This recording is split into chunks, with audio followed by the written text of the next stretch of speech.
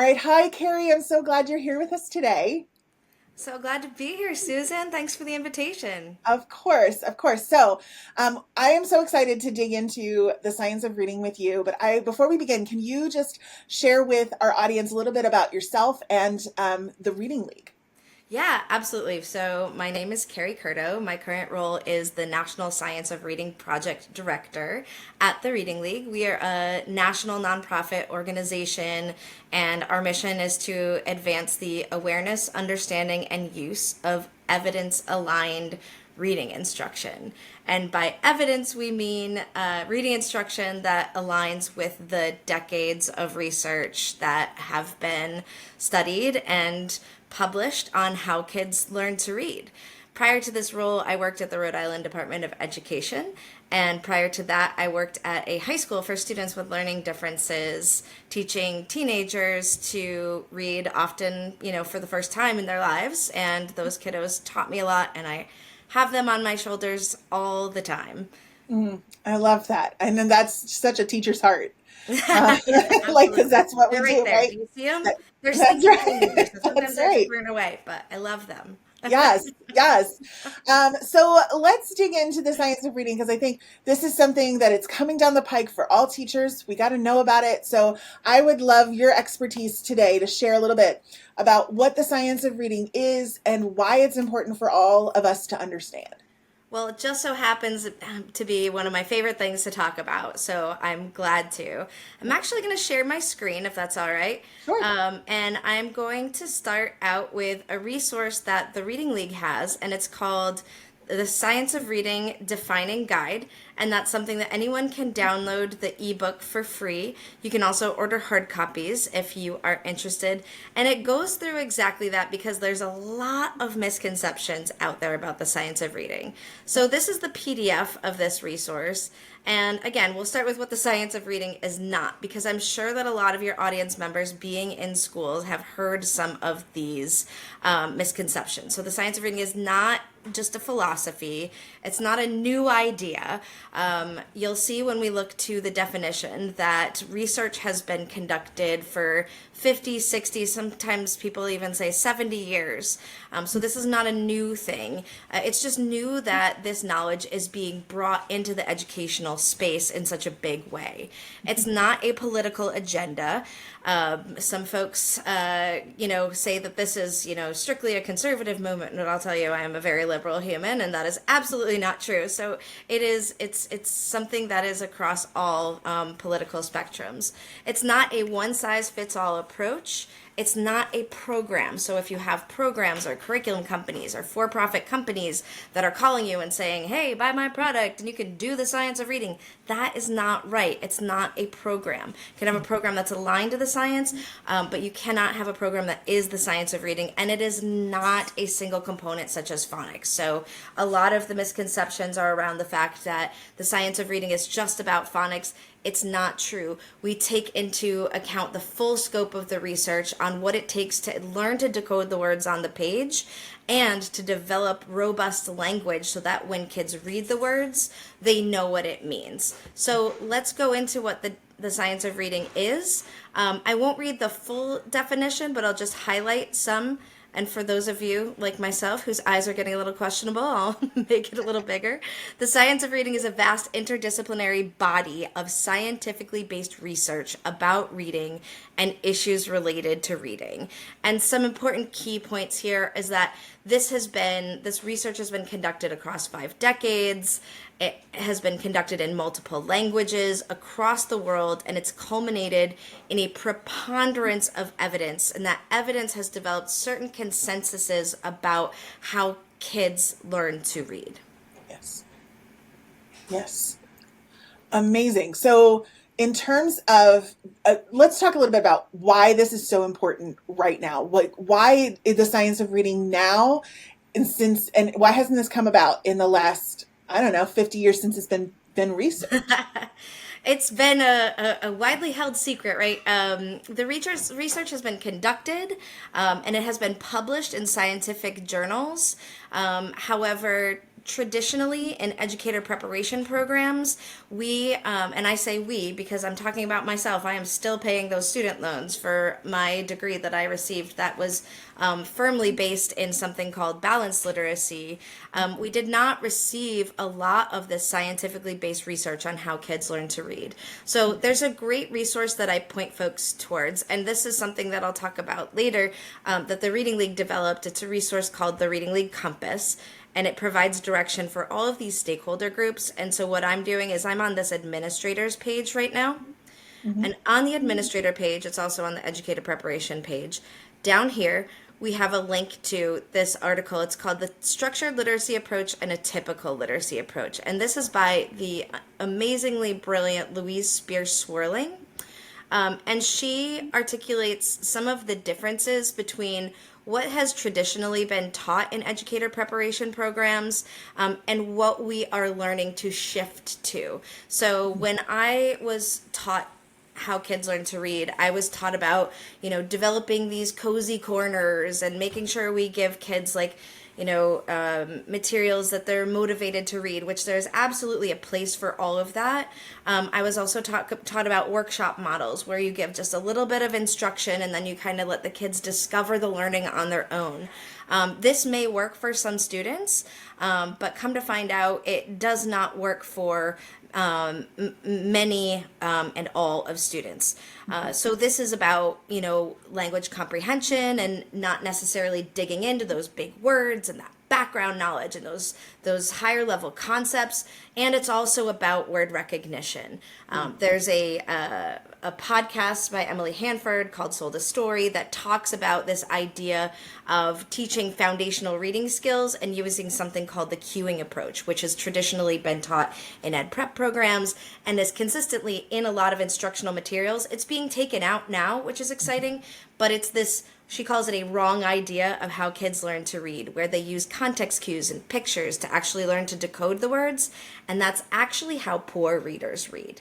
So it's important because of Emily Hanford's work, because of COVID, a lot of parents saw the way their kids were learning to read or not learning to read and were shocked, honestly, Yes. and started asking questions and digging in. It also comes from a movement that started with families of kids with dyslexia, because they're the canaries in the coal mine. They are really the ones that need this explicit systematic instruction and practice in all of the foundational decoding skills in order to crack the code. So because of all of these elements that kind of converged and came together, there's now been an understanding of like, wow, we should probably learn about this peer-reviewed research on how kids learn to read and make sure that our materials and our instruction align with that research.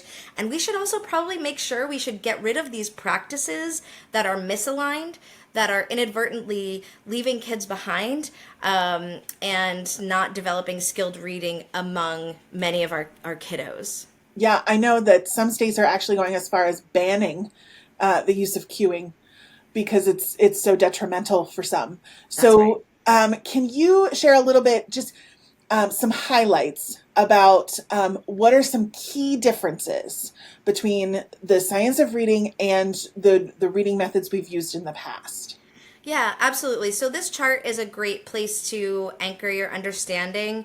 I'm also going to share a resource that we have from the Reading League, because I'm going to buzz down and I'm going to show you.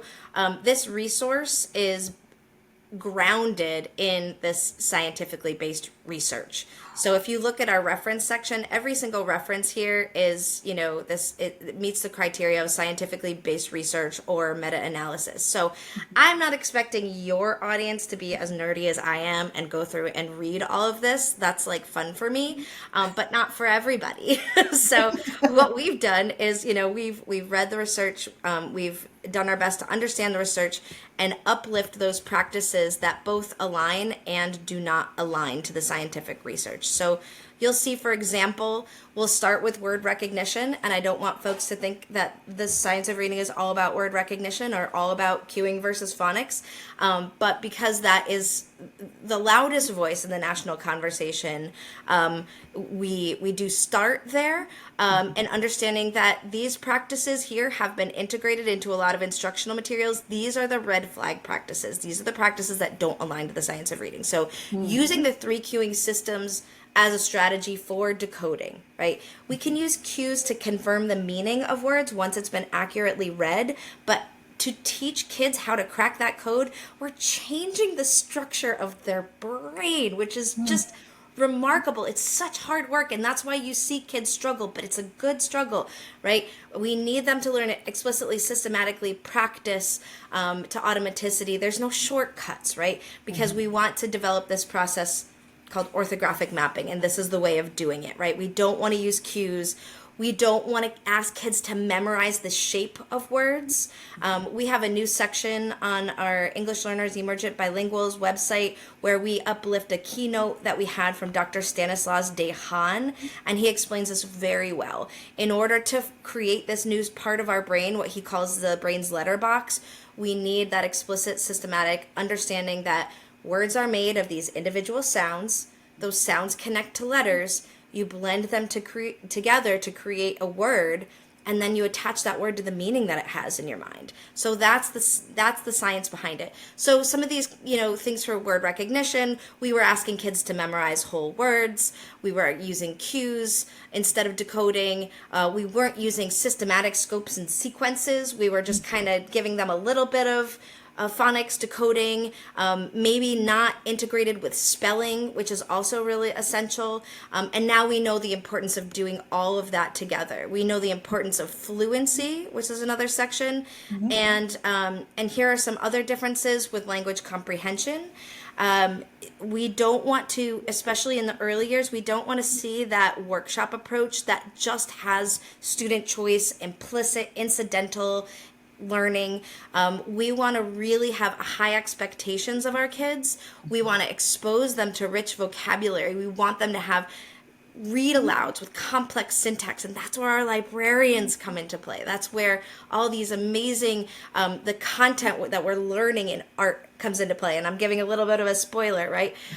But traditionally with these leveled texts and being a reader, those like early stage books, we're not developing that complex syntax understanding. We're not developing decoding, because these are words that they have to guess at. So really it's now we understand that it's a healthy diet of teaching them matching sounds to symbols to decode the words, practicing with decodable passages and decodable texts that are strictly for practicing that decoding skill, and exposing them to that rich language, background knowledge, complex syntax, so that they have these robust vocabularies and will be able to understand complex language once they can crack the code on their own.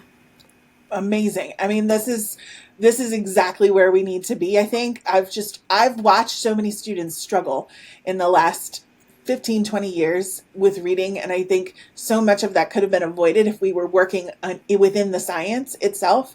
So I'm such a big proponent of it. I'm so glad that this is finally coming out, and because it's a part of our wheelhouse, and I truly believe that literacy expands beyond just one set of areas, right? I think literacy is all encompassing. How can the principles of the science of reading be effectively integrated with the arts to enhance student learning outcomes? Yeah, well, I couldn't agree with you more. I mean, the more hands on deck that we have, the better chance that our kids have of developing skilled reading. Kids come into school with different levels of language. Perhaps they are new to learning the language of instruction. They spoke a different language. Perhaps they spoke a different dialect at home. And so I'll start out with something that I think everybody can agree with. The more language and knowledge that we build across the day for our kids, that's the same or similar, that can just really build that robust knowledge so that they can engage in conversations and deep thinking and build language, the better. So that I think first and foremost is a way that everybody can get together. What are you learning in the tier one setting? How can you integrate that into your other United Arts classrooms? What are you learning in your United Arts classrooms, and how can you integrate that knowledge into your tier one classroom? It takes talking, it takes collaboration, but at the Reading League we have a hashtag called It Takes a League, and we mean that, globally and nationally, but also as a school. The schools that have had really effective outcomes are the ones where it really is a school-wide culture and approach to developing language and literacy. The thing where where schools may not yet be talking about is how all settings can help students crack that code, right? That can help them with decoding strategies. And I think there's opportunities in United Arts settings to do that as well. So while I was at the Rhode Island Department of Education, I put the call out one summer, I think it was the summer of COVID, to United Arts teachers. And I was like, calling all teachers, I have this crazy idea, and would anybody be interested in supporting this idea of connecting the science of reading to special area instruction? And I had some friends come and join me. I had a couple of PE teachers, which was so exciting. I had a few music teachers. I had several art teachers, and oh, my friends, the librarians came out in force. Can I tell you, I love you all, and I appreciate the time that we spent together. If you're listening from Rhode Island, a big shout out to you. So we kind of came together, and we had a little mini training of what is the science of reading, and here's a bunch of aspects of the science of reading. This is what we understand about how kids learn to read. These are a couple of theoretical frameworks that help you understand those buckets that we need kids to be able to be automatic with lifting the words off the page, called decoding, and we need them to have a robust language system. Without either, then reading comprehension is going to be affected. And we also have the reading rope here. This is a visual metaphor that helps us understand what goes into skilled reading. So any of these aspects that you can integrate into your United Arts setting, or talk with your tier one teachers, talk with your coaches, your special educators, as to like being creative and seeing how you might be able to strengthen these strands of the rope. These upper strands are for developing language. The lower strands are for developing decoding skills. And working together, that's how our kids become skilled readers. For some, it's easier than others. And we also always have to think about our English learner students who may not have much of this in the language of instruction, but they probably have a lot of it in their home language. So how can we leverage that as an asset to integrate into our settings? I know I'm throwing a lot at you, sorry. No, this is so good. So again, we have some principles of what you could potentially do to help with decoding, breaking those words into sounds, fortifying student understanding of spelling, articulation, looking at their mouth shapes and how they're articulating the phonemes. The phonemes are those single word sounds. Connecting a word's morphology and spelling. Now, this may be a new word to some people. I love morphology. Our language is, here's another big word. Are you ready for it? Yeah. Morphophonemic. Ooh. Love that word, right? Good. It means that our words are made of sounds, right? Like cat is made of k-at. Blend it together, cat, and then we attach it to the meaning of the thing that we know. There's also morphemes in words, so we're talking about prefixes, suffixes, and base elements, and so that affects how a word is spelled, spoken.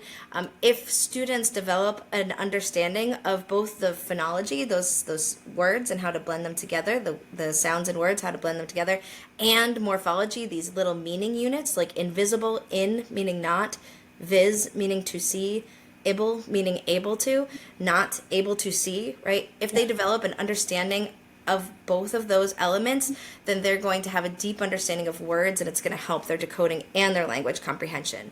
So if you have a word nerd at your school, oftentimes your speech language pathologist, your reading specialists, think about those words that you're teaching in your content areas. Can you break them down by morphemes? Can you break them down by phonemes? Can you ensure that students know how to read them, spell them? Sometimes these cool words in content areas, I'm thinking about art and music in particular, have a really interesting history too. So Mm-hmm. don't just teach the history of the content, teach the history of the word along with it. Mm-hmm. There's really rich history in our words. So those all help support decoding skills, and then these all help to develop those language comprehension skills.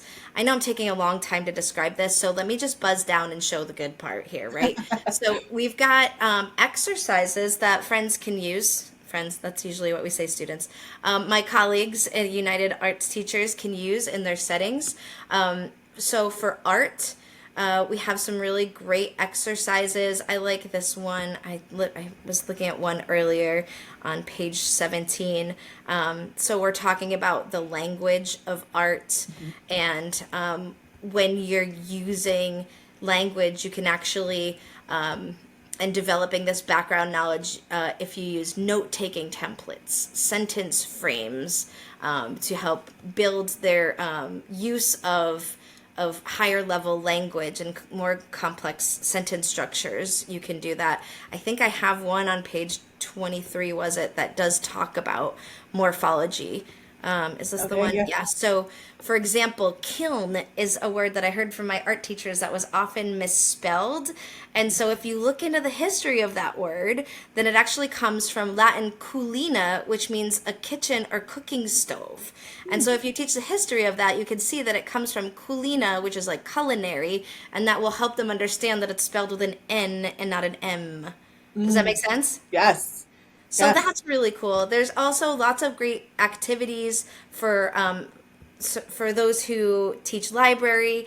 Again, librarians and libraries are just such wonderful spaces for developing vocabulary, background knowledge. We connect it to coding. My son is a big coder, so of course I had to have one on coding. Understanding text structures is something that librarians sometimes do, and that's so valuable. The science of reading shows that understanding text structure and those corresponding signal words is really essential for students. So some of these things you may be doing already and not understanding that how much research supports that. We can also do things where we are thinking about the alphabetic principle, phonemic awareness, and phonics, where you can start thinking about how to break some of those words down into sounds. Let's say we're, teaching green eggs and ham. All right, friends, let's talk about the phonemes in each word. Green, g-r-e-n. How do we spell it? G-R-E. The E sound is spelled with two E's here. E-E-N. And you can break each word down into phonemes. You don't have to, but if you are working with a special population, with kiddos that may need additional support, maybe students with language-based learning differences, this is just a little something that you can do in your setting to help them if they are still a kiddo that is working on developing accurate word reading. I also do want to take a moment to talk about decodable text. I can't remember if we actually included this or not. There's a lot of librarians associations that I've heard come out against the science of reading because they think that it's all about phonics and decodable texts. Decodable texts are texts that are aligned to the phonics scope and sequence that is being taught in the classroom. And it's just like learning sheet music when they're playing the piano. You want to practice with the notes that you know, right? And so for decodable texts, these are really great options for early readers to be able to take home, practice with their families, to practice in their tier 1 setting, maybe with their reading specialists, because these are words, they contain words where kids have learned the phoneme grapheme associations. They've learned short A, so it's going to have a lot of short A sounds. It's not leveled texts. Leveled texts have lots of words with kind of random sound symbol associations, if they haven't learned it, then they have no choice but to guess. And we don't want kids to guess at words because that's how poor readers read. We want them to develop that process of really being able to map that word in their brains. So this doesn't mean let's get rid of books and let's only have decodable books. My goodness, no, no, no. But if we're thinking about what books should kids take home to practice decoding specifically on their own, that's the role of decodable texts. All of the other books are developing the empathy and knowledge and vocabulary for our students. We want them to still be have them be read to them, have them follow along with you. It teaches them so much. But I just wanted to clarify that for a Yeah, moment.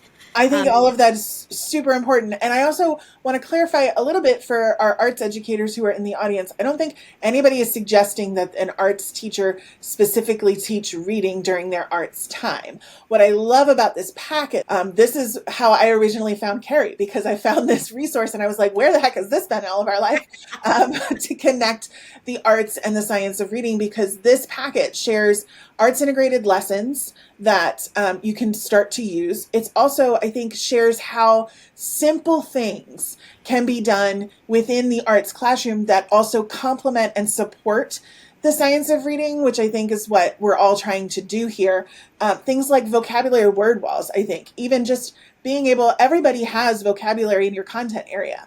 Post your vocabulary onto the walls and see if there's connective words across content areas, even to start having those conversations and dig into that vocabulary and understanding the origins of the word. I love that example. It's super simple. It's easy to do. It's not taking up a ton of your time, but it has a tremendous impact, I think, on all of our learners as they're working on their reading skills. That's right.